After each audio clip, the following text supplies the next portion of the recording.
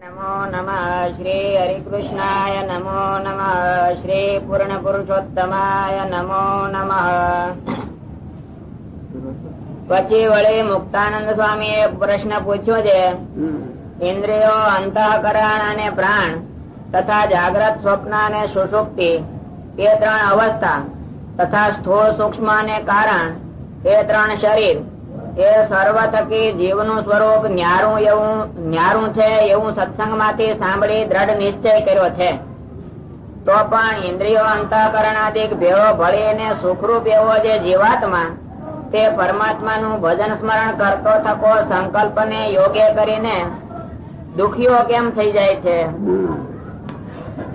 પછી શ્રીજી મહારાજ બોલ્યા છે, કેટલાક સિદ્ધ થાય છે ને કેટલાક સર્વજ્ઞ થાય છે અને કેટલાક દેવતા થાય છે ઇત્યાદિ અનંત પ્રકારની મોટેપ પામે છે તથા પરમ પદ ને પામે છે.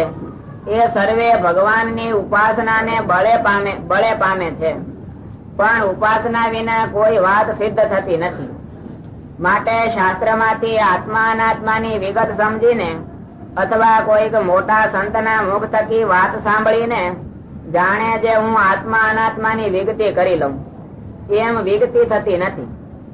એ તો એ જીવને જેટલી પોતાના ઈષ્ટદેવ જે પરમેશ્વર તેને વિશે નિષ્ઠા હોય તેટલો જ આત્મા અનાત્માનો વિવેક થાય છે. એ વિચાર કર્યો કોઈ દે ક્યારે વાંચતા હોય તે વળી ઘડીક આવે પછી વયો જાય. શું કહ્યું અક્ષર સામે? આવી સ્થિતિ હોય છતાં ત્રણ અવસ્થા, ત્રણ શરીર નથી પર વસ્તુ આવી સ્થિતિ હોય છતાં આ ઉપાસના નું પ્રધાન પણ બતાવ્યું નિષ્ઠાનું. ત્યાં સુધી એમ કે એ વસ્તુ ન હોય ત્યાં સુધી વ્યક્તિ કરવા જાય તો થાય નહીં.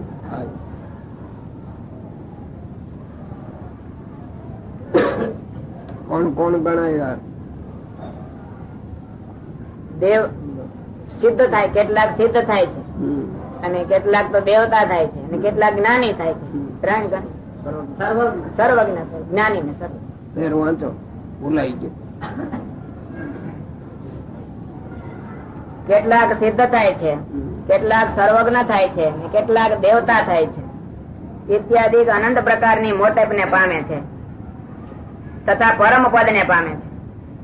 એ સર્વે ભગવાનની ઉપાસના ને બળે પામે છે. હજી એક લીટી આગળ છે. પણ ઉપાસના વિના કોઈ વાત સિદ્ધ થતી નથી. માટે શાસ્ત્ર માંથી આત્મા અનાત્માની વિગત સમજીને ઉપલા ભાગમાં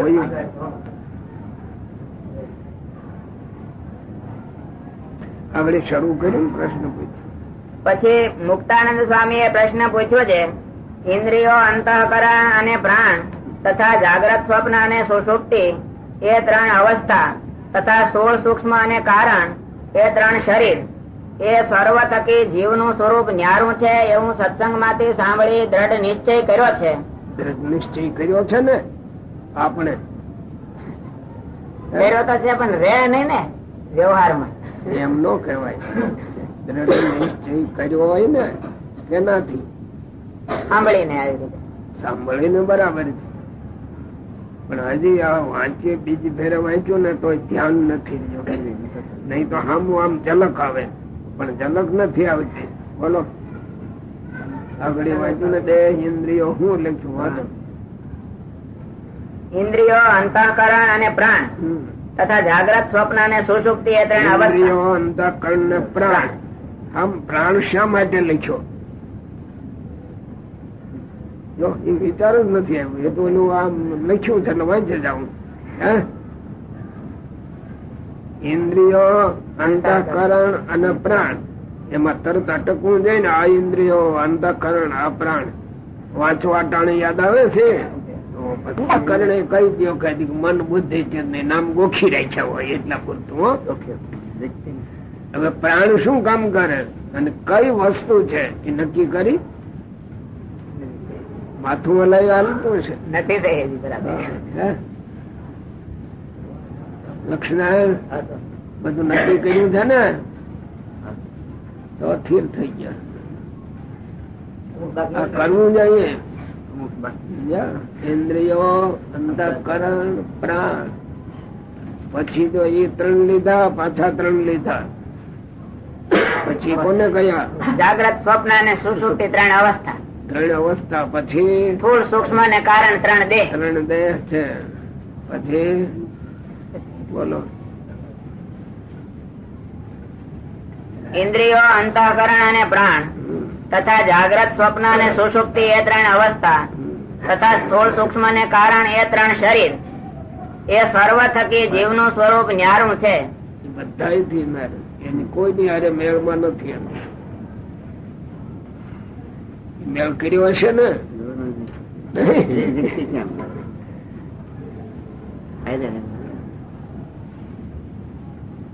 બોલો. એવું સત્સંગ માંથી સાંભળી દ્રઢ નિશ્ચય કર્યો છે.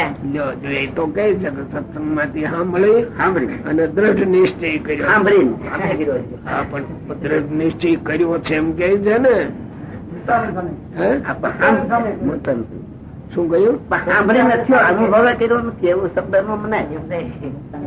સાંભળીને નથી કર્યો. આ તો ઈ બોલનારા એ કર્યો છે, આપણે નથી કર્યો. શું કોને પ્રશ્ન કર્યો? એને કર્યો. કઈ તમે કર્યો સત્સંગ માં રહીને? હા, બોલો.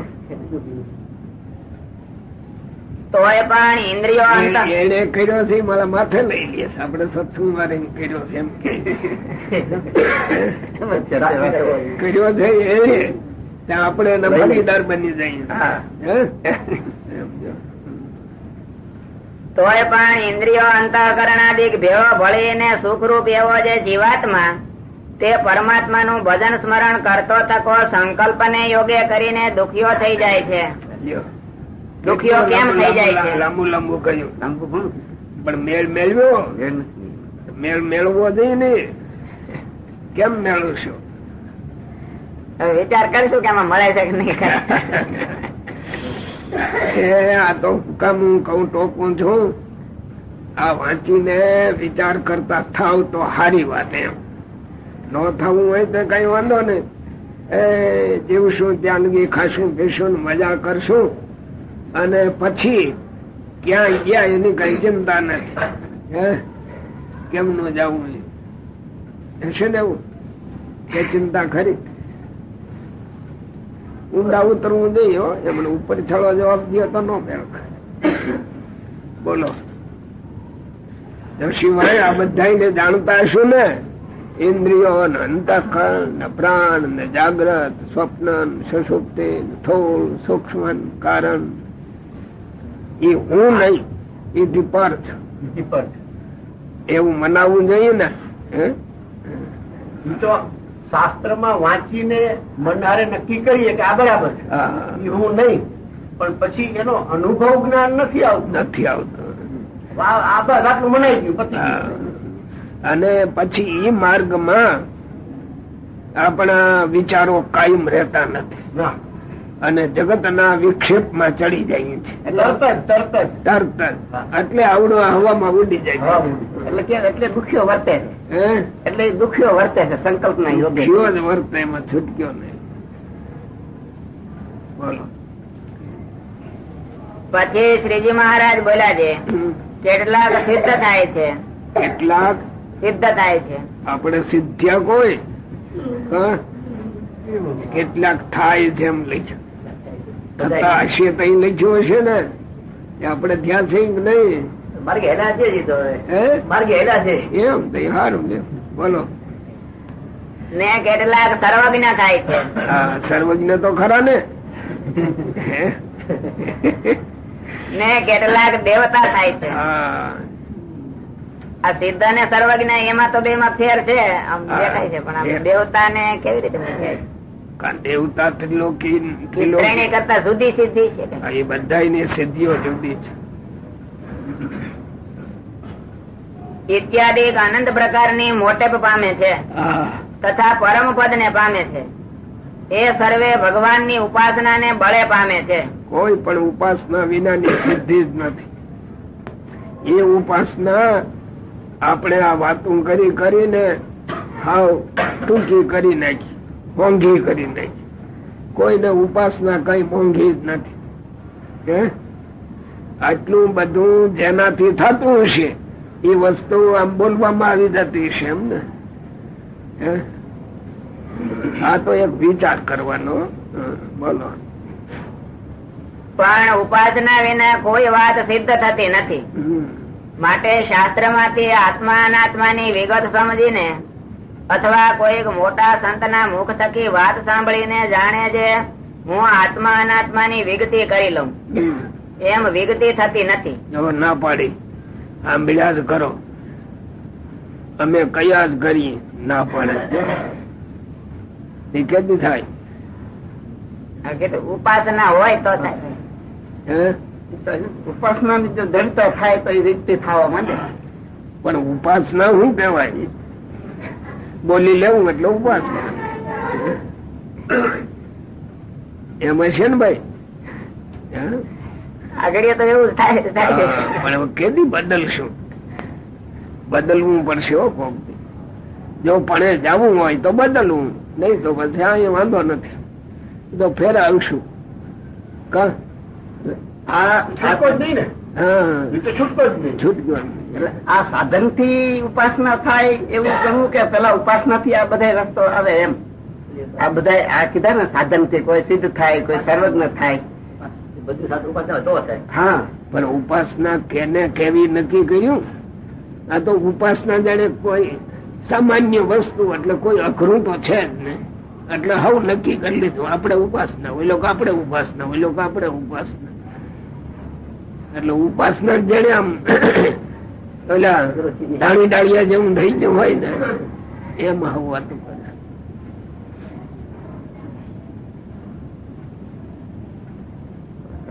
બોલો હાલો. હા, સમજવા માંગે છે. હવે જયારે સમજવું હોય ત્યારે સમજશું. બોલો. ઉપાસના તો ચોખ્ખો સમજાવી દો, પછી વાત અધૂરી મૂકી દઈશ તમે. આ શું કેવાય? હા, માળા. માળા ને એવી વસ્તુ એ નથી હો. તો આગળ કહી દઉં કે જોઈ લ્યો ઉપાસના. હે ઉપાસના તો માલિપાની ભાવના એને બદલાવવાની. પણ એ ભાવના કેમ કેવી? તમે અહીં બેઠા હો ને, ભજન કરો, માળા ફેરવો, તમને કાયમ એમ છે કે મારી પડખે ભગવાન બેઠા છે, યાદીમાં છે કાયમ?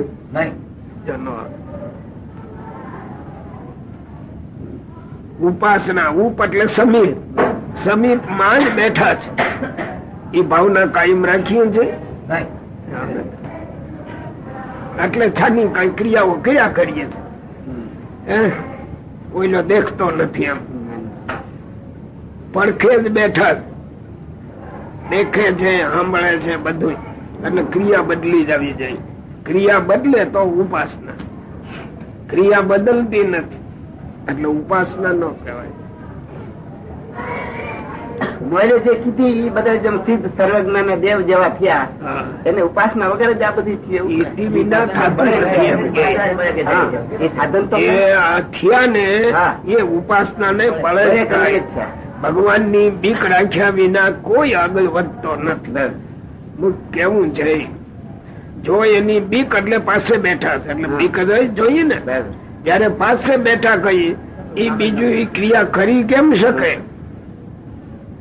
એનાથી છુપાવી કઈ વસ્તુ શકે? છુપાવાય.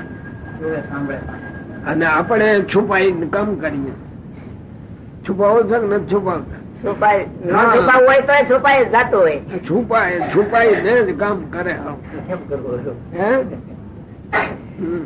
બોલો. એ તો એ જીવને જેટલી પોતાના ઈષ્ટદેવ જે પરમેશ્વર તેને વિશે નિષ્ઠા હોય તેટલો જ આત્મા અનાત્મા નો વિવેક થાય છે. પણ ઈષ્ટદેવ ના બળ વિના તો કોઈ સાધન સિદ્ધ થતા નથી. અને જેને ગોપીઓના જેવી પ્રેમ લક્ષણા ભક્તિ છે તેને તો સર્વ સાધન સંપૂર્ણ થયા છે. અને જેને એવો પ્રેમ ન હોય તેને તો ભગવાન નો મહિમા સમજવો. ને ભગવાન તો ગોલોક, વૈકુંઠ, શ્વેતદ્વીપ, બ્રહ્મમોલ તેના પતિ છે. અને મનુષ્ય જેવા જણાય છે તે તો ભક્તના સુખ ને અર્થે જણાય છે, પણ એની મૂર્તિ છે તે તો ગોલોકાદિક જે પોતાના ધામ તેને વિશે એક એક નખમાં કોટી કોટી સૂર્યના પ્રકાશે યુક્ત જણાય છે. અને મર્ત્યલોક ને વિશે તો એ મનુષ્યની સેવા, એ ભગવાનની મનુષ્ય સેવા કરે છે, અને દીવો કરે ત્યારે એને આગળ પ્રકાશ થાય છે. પણ એ તો સૂર્ય ચંદ્રાદિક સર્વેને પ્રકાશના દાતા છે. અને ગોલોકાદિક જે ધામ છે તેને વિશે તો રાધિકા, લક્ષ્મી આદિક જે પોતાના ભક્ત છે તેમણે નિરંતર સેવા એવા એ ભગવાન છે. અને જયારે બ્રહ્માંડો નો પ્રલય થઈ જાય છે ત્યારે આ પ્રગટ ભગવાન છે તે જ એક રહે છે. અને પછી સૃષ્ટિ રચવાને સમય પણ પ્રકૃતિ પુરુષ દ્વારે કરીને અનંત કોટી બ્રહ્માંડો ને એ જ ભગવાન ઉપજાવે છે. એવી રીતે ભગવાનનો મહિમા વિચારવો એ જ આત્મા અનાત્માના વિવેકનું કારણ છે. આત્મા ના જો ત્યાં નોખું પડાય આ દ્રષ્ટિ હોય તો. અને જેટલી એ ભક્તને ભગવાનના મહાત્મ્ય સહિત ભગવાનને વિશે નિષ્ઠા છે તેટલો જ એ ભક્તના હૃદયમાં વૈરાગ્ય આવે છે. માટે બીજા સાધનના બળને તજીને એકલું ભગવાનની ઉપાસનાનું બળ રાખવું. અને જો એવો ભક્ત હોય તે તો એમ સમજે છે, અને જે એવો ભક્ત હોય તે તો એમ સમજે છે ગમે તેવો પાપી હોય અને અંત સમયે જો તેને સ્વામિનારાયણ એવા નામનું ઉચ્ચારણ થાય તો તે સર્વ પાપ થકી છૂટીને બ્રહ્મમોહલ ને વિશે નિવાસ કરે. તો જે ભગવાનનો આશ્રિત હોય તે ભગવાનના ધામને પામે એમાં શો સંશય છે એવું મહાત્મા સમજે. તે સારું જે ભગવાનનો ભક્ત હોય તેને ભગવાનની ઉપાસનાનું બળ સત્સંગ કરીને દિવસે દિવસે વૃદ્ધિ પમાડવું. ઇતિ વચનામૃતમ. એવી રીતે પ્રથમ પ્રકરણ નું 56મું વચનામૃતમ થયું. હું કહ્યું ચૂંટણી નો વખત આવ્યો પાછો ખરો. ઘણા ચૂંટાવા દાખલ થાય છે ટિકિટો લઈને ખરું. આવ્યા નો આવ્યા પછી મહેનત કરે. પણ એ અત્યારથી એને જ્ઞાન છે કે હું ચૂંટાઈને આવ્યો, પણ દિલ્હીની પાર્લામેન્ટમાં મને જગ્યા ન મળે એ નક્કી હોય એને. આ રાજ્યની ચૂંટણી એમાં કોક ચૂંટાઈને આવ્યો એટલે હું ચૂંટાઈને આવ્યો ગયો માટે પાર્લામેન્ટમાં જવું છે મારે. એમ તો ક્યાંથી હાલે? એમ ક્યાંથી હાલે? જો એ જ્ઞાન છે કે નથી જાય ખરો ના જાય એવું જ અમારું છે. આગ્રહ કરે કોઈને બાંધે હા કે હું ચૂંટાઈને આવ્યો એટલે હું તો ત્યાં જઈશ. અહીંયા અમદાવાદ નથી મારે બેહવું. ક્યાંથી હાલે? મારે પણ બેહવું નક્કી થઈ ગયું ન થાય. નક્કી જ કર્યું જાતો હશે ને તે એવું આપણે શું નક્કી કર્યું? જો ઈબડા એ નહીં આટલું નક્કી થઈ ગયું તે આપણે કઈ નક્કી તો કરવું પડે ને કે આમાંથી પાસ થશું પછી ક્યાં જશું. આ તો બારોબાર પાર્લામેન્ટમાં જ વયું જવાનું.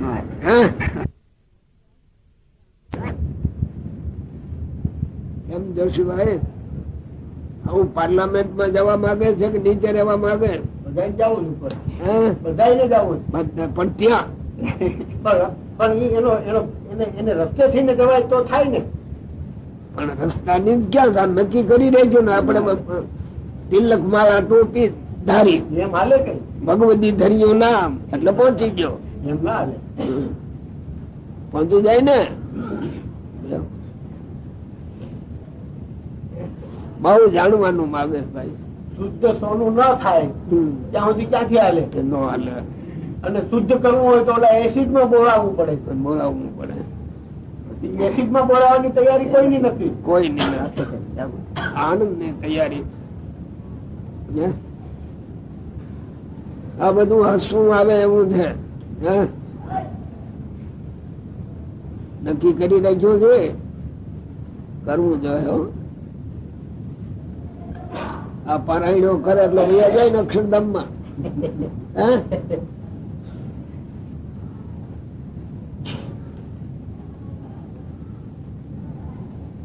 બોલો લ્યો. સ્વામિનારાયણ હરે, સ્વામિનારાયણ હરે. સંવત 1876 ના ફાગણ સુધી દ્વિતીયાને દિવસ શ્રીજી મહારાજ શ્રી ગઢડા મધ્યે દાદા ખાચર ના દરબારમાં સાધુની જાયગાને વિશે વિરાજમાન હતા ને સર્વ શ્વેત વસ્ત્ર ધારણ કર્યા હતા ને પોતાના મુખારવિંદ ની આગળ સાધુ તથા દેશ દેશ ના હરિભક્ત ની સભા ભરાઈને બેઠી હતી. પછી શ્રીજી મહારાજ બોલ્યા છે, જેને પ્રશ્ન ઉત્તર કરતા આવડે તે એક એક પ્રશ્ન પૂછો.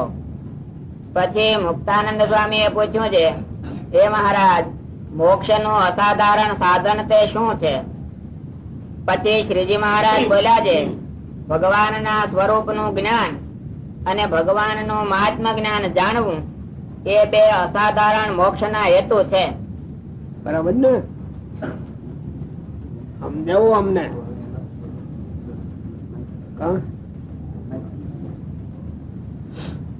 જૂનું દ્રષ્ટાંત છે. દોઢો દોડો છું, સાંભળે ઓછું, ખાટલામાં પડ્યો હોય, પછી કોક આવીને પૂછ્યું, બાબા છોકરા કેટલા? તો ઓળો કર્યા જેટલા છે.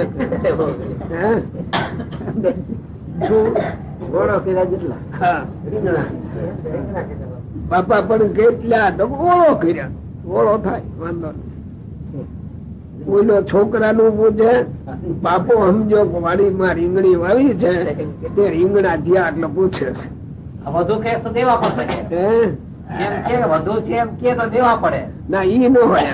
આ તો ઓલા રીંગણા જ સાંભળ્યા એટલે જાણી મને પૂછે છે કે રીંગણા કેવા થયા છે, એટલે ડોહો કે ઓળો કર્યા જેવા. તે આપડે આ કથા વાર્તા ખરી, પણ લગભગ પ્રશ્નોત્તરી માં કેમ લક્ષ્મણ એમાં આવે બીજું આવે કઈ?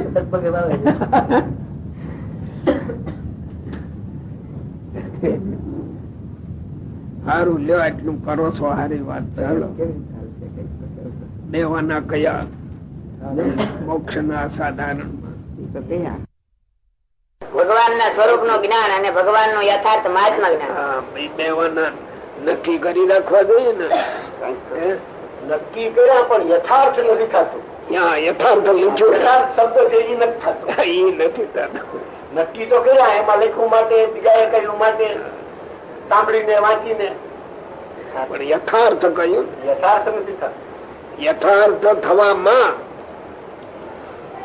જગત વિક્ષેપ વધારે છે. એ યથાર્થ થવા દેતું નથી. દેહ ભાવ એ ઓલા ભાવ ને સિદ્ધ કરવામાં નડે છે, અને દેહ ભાવ છૂટી શકતો નથી. ભેળો ભેળો ભેળો જ છે એમને. એટલે સમજવા જઈએ તો દેહ ભાવ સમજવાનો ત્યાં કાચા રાખી દે છે. એટલે ભગવાન ના સ્વરૂપ નું યથાર્થ જ્ઞાન, આ દેહ ભાવ આડો આવે છે એટલે યથાર્થ થતું નથી. એમ શું છે? પછી વળી મુક્તાનંદ સ્વામી એ પૂછ્યું છે, ભગવાન ને વિશે જે સ્નેહ તેનું શું રૂપ છે? પછી શ્રીજી મહારાજ બોલ્યા છે, સ્નેહ નું રૂપ તો એ છે જે સ્નેહ માં કોઈ જાતનો વિચાર ન જોઈએ, અને જયારે જે ગુણ વિચારીને સ્નેહ કરે તે તો જયારે અવગુણ દેખે ત્યારે તેનો સ્નેહ તૂટી જાય. માટે હેત તો જેમ થયું હોય તેમને તેમ રહેવા દેવું, પણ વિચાર કરીને વારે વારે સ્થાપન ઉત્થાપન કરવું નહીં, ને મૂઢપણે ભગવાન ને વિશે હેત કરવું. અને જે ગુણ ને વિચારીને હેત કરે તે હેત નો વિશ્વાસ નહીં. માટે હેત તો જેમ દેહ ના સંબંધી સંગાતે છે તેવું ભગવાન ને વિશે હેત કરવું, અને એ હેત ને મૂઢપણાનું હેત કહીએ. અને ભગવાન નું મહાત્મા જાણીને જે હેત થાય છે તે તો બીજી જ રીતનું છે એમ જાણો. તમે તો બહુ ગયું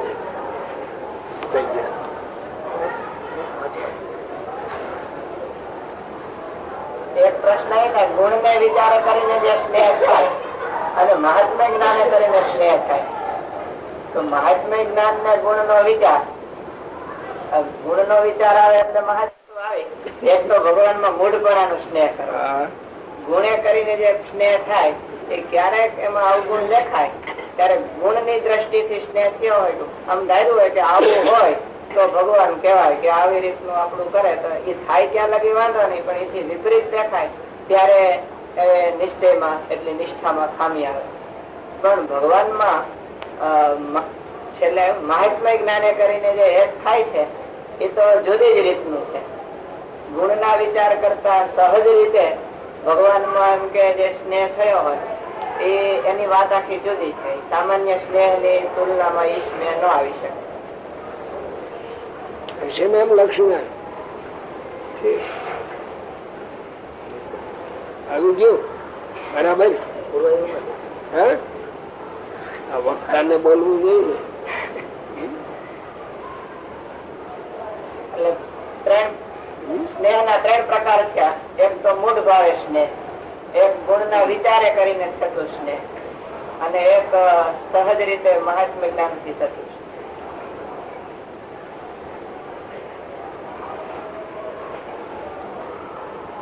એમ સ્થિર થઈ ગયા.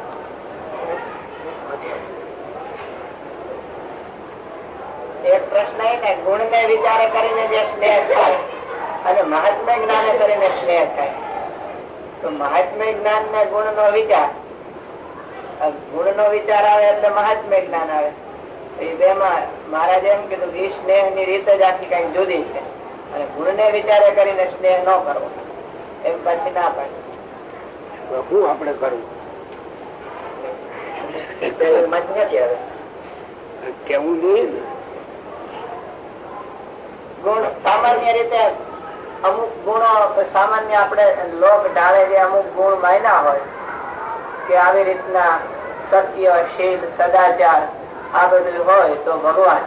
પણ ભગવાન નું જે અસાધારણ ઐશ્વર્ય છે કે જે માયાને બ્રહ્મરૂપ કરી મૂકે એવા નિર્વિકાર અને એવા સર્વોપરી છે, એવા મહાત્મ્ય ને સમજ્યા વગર ઉપરલા ગુણો નો વિચાર કરીને કર્યો હોય સ્નેહ, એનો વિશ્વાસ નહીં.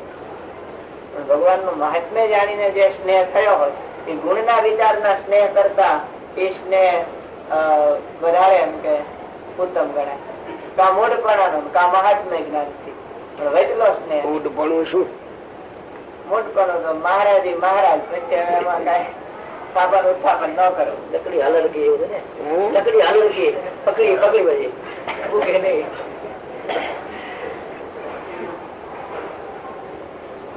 આ બધું ખૂબ જ ઊંડા ઉતરે તૈયાર આવે. આ ઉપર ચડું જેમ સ્વામી બોલ્યા બસ એટલે એ પતી ગયું. કા મૂળ સામાન્ય વસ્તુ છે. જે રીતનો 3 પ્રકાર કીધા જેટલું મહાત્મ્ય જ્ઞાન કઠણ છે એથી વધારે મૂઢપણું કઠણ છે. મૂઢપણું એથી કઠણ છે. પણ આ માની લે કે આપડે મૂઢપણ થઈ. હા આ તો બહુ સમજવાનું. મહાત્મા જ્ઞાને સહિત આજે હંમેશા તમે બોલો છો નિર્વિકલ્પ ઉત્તમ અતિ નિશ્ચય તવ ઘનશ્યામ મહાત્મા જ્ઞાન યુત ભક્તિ તવ જો. પણ એ બોલી નહીં હતી સ્વામિનારાયણ પછી.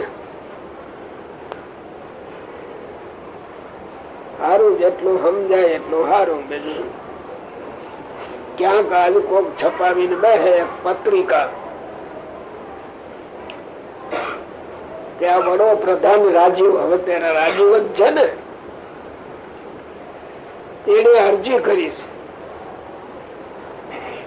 ત્યારે મારે અમદાવાદમાં કલેક્ટર થવું. અમદાવાદમાં હું કલેક્ટર થઈશ. એક બોલે આવી એક વાત આવી, બીજો સાંભળીને ત્રીજા ને કહે, ત્રીજો ચોથા ને કહે ભાઈ રાજીવ કલેક્ટર થવા આવે. ત્યારે સમજુ વર્ગ શું કઈ મારા મૂર્ખ છોકરી એ કલેક્ટર અહીં થવા આવતો હશે.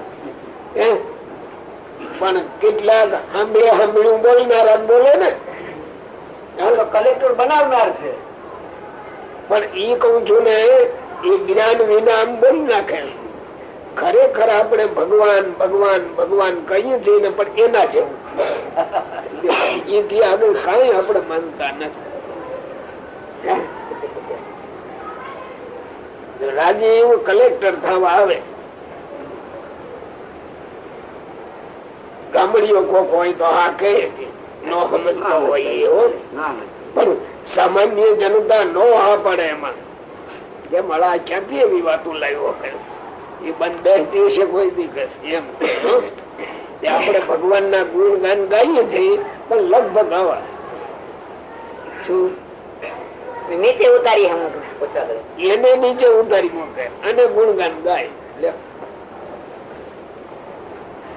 અને પાછું હાવ ને કે આપણે સમજીએ શું, કોઈ એમ કઈ હું ન સમજુ આમાં ન કહ્યું. બોલો. પછી શિવાનંદ સ્વામી એ પૂછ્યું છે, સત્સંગમાં રહેવાનો ખપ છે, તો પણ કોઈક અયોગ્ય સ્વભાવ છે તે કેમ ટળતો નથી? પછી શ્રીજી મહારાજ બોલ્યા છે, જે સ્વભાવ સત્સંગમાં અંતરાય કરતો હોય તે ઉપર જેને અભાવ ન આવે ત્યાં સુધી એને ક્યાં સત્સંગ નો પૂરો ખપ છે? અને તે સ્વભાવ ને પણ ક્યાં પૂરો શત્રુ જાણ્યો છે?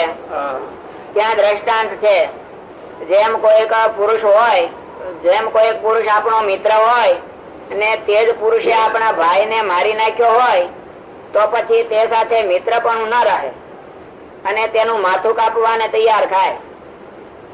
કા જે મિત્ર કરતા ભાઈ નો સંબંધ અધિક છે, તેમ જો એને પોતાનો સ્વભાવ વર્તમાનમાં ભંગ પડાવીને સત્સંગ થી વિમુખ કરે એવો છે ને તોય પણ એની ઉપર વૈરભાવ આવતો નથી અને તે સ્વભાવ ઉપર રીસ ચડતી નથી, તો જો એને સત્સંગમાં પૂરું હેત નથી.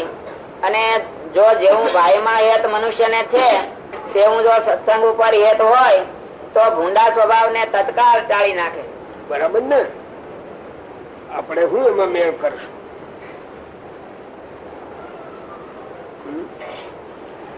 એમાં કોઈ દેખાતું હશે સ્વભાવ આપણો આપણને નડે છે? સ્વભાવ જ ન દેખાતા હોય, સ્વભાવ જ દેખાય નઈ ને, એ બધા બંધ કેમ બે તેમ બોલો છો?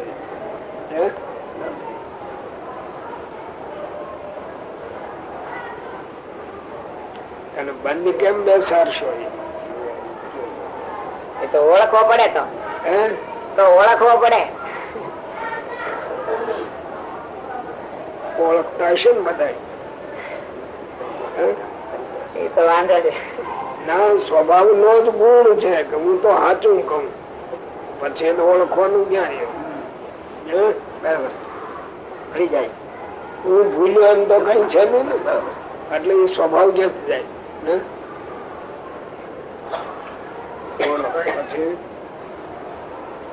અને જેવું ભાઈ માં હેત મનુષ્ય ને છે તેવું જો સત્સંગ ઉપર હેત હોય તો ભૂંડા સ્વભાવ ને તત્કાળ ટાળી નાખે. શા માટે? જે જીવ તો અતિ સમર્થ છે, કેમ જે મન અને ઇન્દ્રિયો એ સર્વે તો ક્ષેત્ર છે અને જીવ તો એનો ક્ષેત્રજ્ઞ છે, માટે જે કરે તે થાય. ઇતિ વચનામૃતમ. એવી રીતે પ્રથમ પ્રકરણ નું 57. જીવની મોટપ કેટલી લખી? આ બધા ક્ષેત્ર છે ને ઓલો ક્ષેત્રજ્ઞ છે. એટલે શું કામ કરે? સર્વ રીતે એને સ્વાધીન હોય ત્યારે ક્ષેત્રજ્ઞ કહેવાય.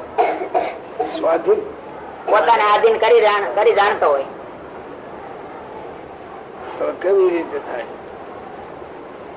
જાણો છો ને?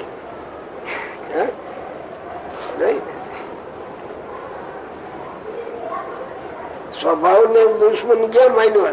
હજી ક્યાં બીજી વાત રહી કે માનતા છે? નથી માનતા. કોઈ માનતું હોય તો દેખાડ. સ્વભાવ ને દુશ્મન માને કોઈ? પેલા પોતાના સ્વભાવ ને જોવાની ટેવ નથી. ખબર નથી કે આ સ્વભાવ કેને કેવો હોય. આવું પોતાના દાપણ ની વાત કરે કે ભૂલ્યો એમ વાત કરે? દાપણ ની. હવે એ સ્વભાવ કેમ જાય? અને ઈ આ કેમ મનાવા દે ભગવાન નો માર્ગ? દુશ્મન ને ભેળો રાખ્યો એટલે માર્ગમાં નડે જ ન નડે.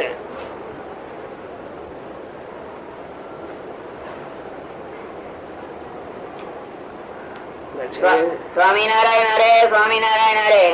સંવત 1874 ના ફાગણ સુધી પંચમી ને દિવસ સંધ્યા સમયે સંધ્યા આરતી ને સમયે સ્વામી શ્રી સહજાનંદજી મહારાજ શ્રી ગઢડા મધ્યે દાદા ખાચર ના દરબારમાં જે પરમહંસ ની જાયગા ત્યાં વિરાજમાન હતા અને સર્વ ધોળા વસ્ત્ર ધારણ કર્યા હતા ને પોતાના મુખારવિંદ ની આગળ મુનિ તથા દેશ દેશ ના હરિભક્ત ની સભા ભરાઈને બેઠી હતી.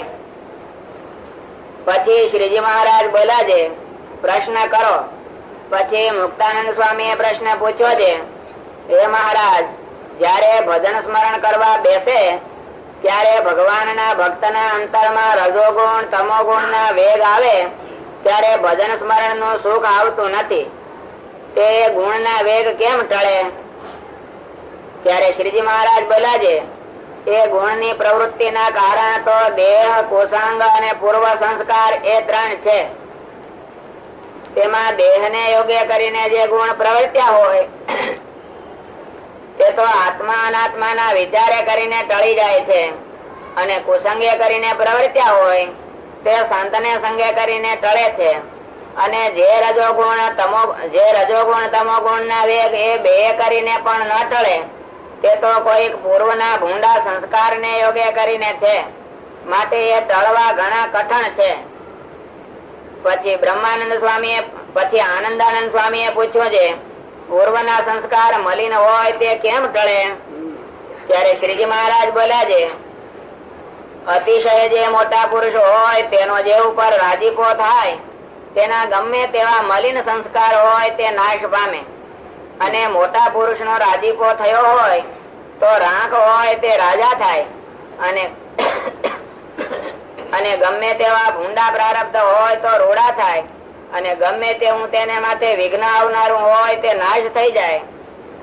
પછી વળી આનંદાનંદ સ્વામી એ પૂછ્યું છે, હું કહ્યું ભાઈ 3 જે ગુણ ના વેગો છે 3 ની વિકતિ કરી. એક તો દેહ, કુસંગ, પૂર્વ સંસ્કાર. દેહ કરીને હોય તો આત્મા ની વિકતિ કરે કે હું આવો છું, શુદ્ધ છું, ચૈતન્ય છું, આ શરીર છે, આવું છે, એમ વિચાર કરે. એમ કરતા શું ના પડે? દેહ સંબંધી કોક આપણો હોય સ્વભાવ, એ આત્મા અનાત્મા નો વિચાર કરે ટળી જાય. આગળ એવું તો ને કે એમ વિકતિ તો કરી પણ ટળતી નથી ને, ઓલી નિષ્ઠા ન હોય પૂરી એટલે ઉડાડી દે વિકતિ. દેહ, કુસંગ અને પૂર્વ સંસ્કાર. કુસંગ છે એની જોગે કઈક હોય એ સત્સંગ કરે તો ઓછા થઈ જાય, અને પૂર્વ ના સંસ્કાર ટળવા કઠણ છે. એ ક્યારે ટળે? જો મોટા પુરુષ અતિ રાજી થાય. અતિ રાજી થાય. આમ તો કોક કહે છે સ્વામી હાથ મૂકો નહી તો આ મૂક્યો માથે લ્યો, એમાં ન ટળે. આ ટાળવાનું બધું બતાવ્યું, જેમ ટળતા હોય એમ ટાળવા આપણે. કે આપણે ટળી જવું? આપણે થોડું ટળાય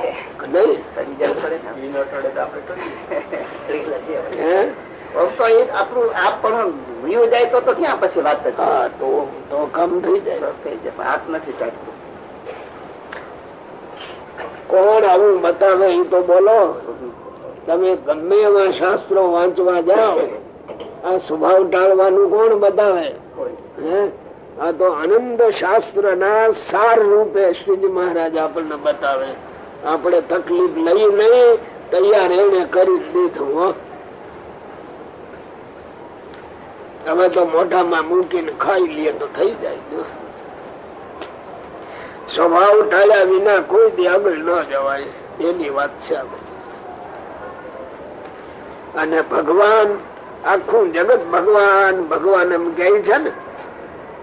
લગભગ ભગવાન ને નામે નાસ્તિક ઓછા હોય, પણ એમ બોલે પાછું ન થાય, એમ તો બોલે. ભોજન ના હારા હારા નામ લઈ ખૂબ તમે યાદ કરો એટલે પેટ ભરાય ને. પણ ટાઢો રોટલો જરાક હોય ને પેટમાં ગયો તો ભૂખ ટળે, ઓડકાર આવે. હે ઓડકાર આવે. ઓલા નામ લીધે કઈ ન થાય. આ કરવા શીખવું જોઈએ. કરવા શીખીએ તો કામ થઈ જાય એવું છે. બરાબર ને? આ હંમેશા નો અભ્યાસ હોય તો થાય. ઘરડ તરીકે કરીએ છીએ ને એમાં સ્વભાવ ન ટળે. ઘરડ એ ઘરડ થઈ જાય પછી કઈ સ્વભાવ ટાળવા હાટું કોઈ ભજન નથી કરતું. ઘરડ પડી જાય. હું મારી જાણે એમ કે કરેલો આત્મા વ્યક્તિ એવું કઈ થતું નથી. મેં તો કરવી પડે. ભગવાને દયા કરીને કેટલું સરસ સમજાયું છે. અભાગ્ય જીવને યાદ ન આવે. દેહ કુસંગ ને પૂર્વ સંસ્કાર ગમે એવા મલિન હોય પણ જો અહીં નિર્માની થાય તો એના ઈ દોષ ટળી જાય. જો દેહ ને અંગે હોય એ તો આત્મા અનાત્મા ના વિચારે ટળ્યા એટલે આપણા પ્રયત્ન થી ટળે છે. કુસંગ કરીને છે એ સત્સંગ કરીએ તો જાય પણ પૂર્વના મલિન સંસ્કાર એ તો અતિ મોટા એને રાજી કરે ત્યારે એવડા એ જાય નહી તો જાય. આ બધું નક્કી છે ને કે લખવાની ખાતર લખ્યું છે કેમ અક્ષર સ્વામી? આ બધું નક્કી હશે ને? લખવા ખાતર તો કઈ લખ્યું ન હોય. સ્થિતિ બદલાવા માટે. સ્થિતિ બદલાવા બહુ ભગવાન ની દયા. એ સાધુઓ ભેળા બેસી એ ચર્ચાઓ કરે. એ આ લખાઈ ગયું એ આપણા વાંચવાના ભાગમાં આવ્યું પણ એને આ ચર્ચા જ ન કરી હોત તો આપણે ક્યાં વાંચત? એને ચર્ચા કરી જ ન હોત તો આપણે જાણી જાત ને પાછામાં. કેટલી એની દયા છે. હવે જીવ આળસુ થઈ અને આ ન સમજે તો એ કેમ કરીએ ભાઈ?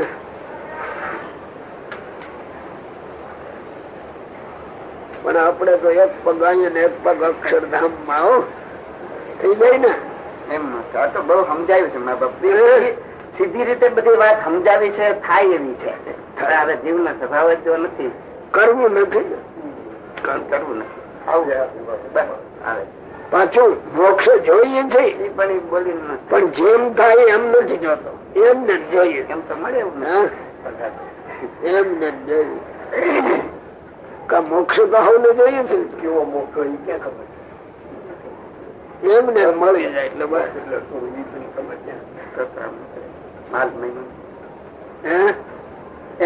જેમ કે મૂંઢપણાનું કીધું કે ભાઈ મૂંઢપણાની હોય તમારે જો પકડી દો તેમાં કઈ સાધન ન કરવાનું. એ કેટલું કઠણ છે. એ તો હવે આ દેહ ભાવ ઓછો થાય ત્યાર પછી આગળ હલાય. નડે છે એ દેહ ભાવ જ નડે છે. બોલો.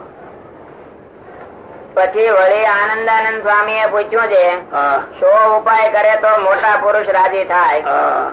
પછી શ્રીજી મહારાજ બોલ્યા છે પ્રથમ તો મોટા સંત સાથે નિષ્કપટપણે વર્તે. કોઈ નિષ્કપટ થતો હશે? નિષ્કપટ થઈ જાય ને. કપટ રાખીને જ વાત કરે જે કરે એ. કે નિષ્કપટ થઈને વાત કરતા હશે રાખીને જ વાત ખબર પડે. એટલે પોતે જોવે તો ખબર પડે કે એટલું કપટ છે. પોતે હારો થવા વાત કરે કે જેવો હોય એવો દેખાવા વાત કરે. બસ એ કપટ. એનું નામ કપટ. એમ છે એમ નથી. એનું નામ કપટ. હવે કપટ રાખ્યું એટલે એ કેવી રીતે રસ્તે હાલે? સમજ્યા? તો સરળ થઈ જાય. સરળ થઈ જાય તો ઘણું સરળ થઈ જાય. એકદમ સરળ થઈ જાય. બોલો. પ્રથમ તો મોટા સંત સાથે નિષ્કપટપણે વર્તે. નિષ્કપટા અને કામ, ક્રોધ, લોભ, મોહ, મદ, મત્સર, આશા, તૃષ્ણા, અહંકાર અને ઈર્ષા એ સર્વનો ત્યાગ કરે. સર્વનો ત્યાગ કરે. પાછા ત્યાગ કરવાનો નિષ્કપટ થાય તો નિષ્કપટ તો એને બહાર નું ખુલ્લું થયું પેલા જવાનું પણ કઈ પડે.